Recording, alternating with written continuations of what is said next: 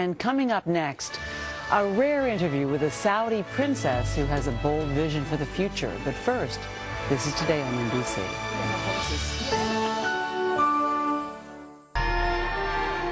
During the so-called Arab Spring of uprising, Saudi Arabia remained relatively quiet. But Friday, some Saudi women launched a campaign to secure more independence. That's right. NBC's Dr. Nancy Snyder-Ben recently traveled there and met with one of the newest members of the kingdom's royal family. Nancy, good morning. Hey, you guys. This is a country of a lot of contradictions, as we know. But in a royal family of almost more than 7,000, there is one in particular woman who is grabbing the spotlight. In her first ever American interview, Her Highness Princess Ameerah Al Taweel wants us to know that there is a lot more about Saudi women that's under the veil.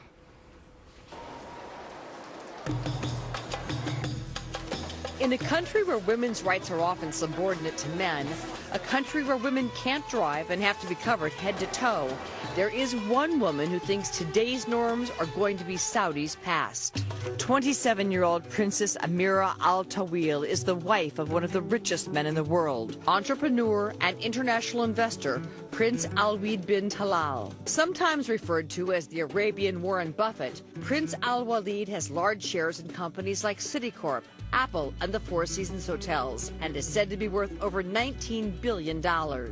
Similar to another princess in the spotlight, Princess Ameerah was born and raised as a commoner, in this instance from a Bedouin family in the Saudi desert. I'm a girl from a middle-class family.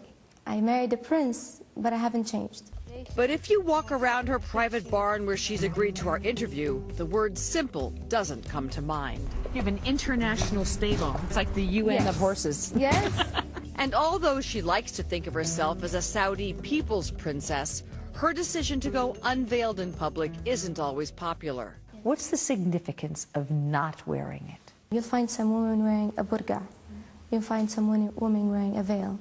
You'll find some that are not. And for me, I respect them. As long as you live Islam with its true meanings, our religion is from within. What do you think the biggest misconceptions might be about Saudi Arabia and a woman of your age in this country?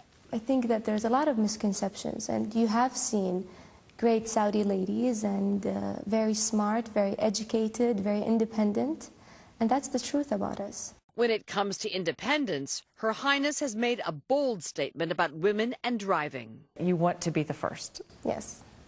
Why is it important for women to be able to drive, and why do you want to be the first? For me, I don't care if I was the first or, the 60th, as long as we drive. It's a social need. But looking at the other side, there are priorities for us women here in Saudi other than driving. We care about laws for women, women in the workforce, basic rights. The princess herself is setting an example as vice chairwoman of the Alwaleed bin Talal Foundation, which addresses poverty, education, and women's rights. And when it comes to the future of Saudi women, she says she does not stand alone. I have a feeling that you're just going to keep chipping away at the rock and just keep chipping and chipping as you move Saudi women forward. You'll see a whole movement. I mean, it's not only me. We're fighting for our rights, and we are getting them. We are getting them. If we are not getting them, you wouldn't see me talking with you today. All right, but she did talk to you today, and obviously word is spreading on her views and other views, so how influential can she hope to be? I think she's extraordinarily influential. I mean, look, everyone's looking at Saudi as being a stable monarchy with a lot of turmoil around it.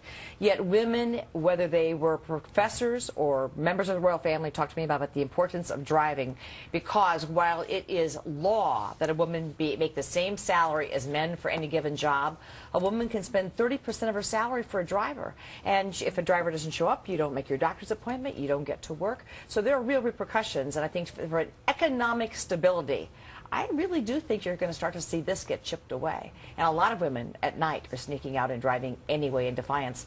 And last Friday, a lot of women drove, waited to be arrested, and interestingly, a lot of men just turned away. A woman's movement in Saudi Arabia. Yes. Fantastic. Yes. All right. Thanks so much, You're welcome. Nancy. Fascinating stuff, Nancy. Thank you Thanks. very much. Hey, before